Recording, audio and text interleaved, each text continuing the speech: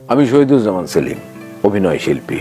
আমার পরিবার, আমার ভবিষ্যৎ আমার কাছে সবচেয়ে গুরুত্বপূর্ণ।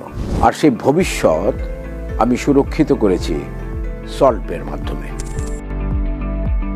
এখানে বিনিয়োগ মানে আজীবন নিশ্চিন্ত পথ চলা।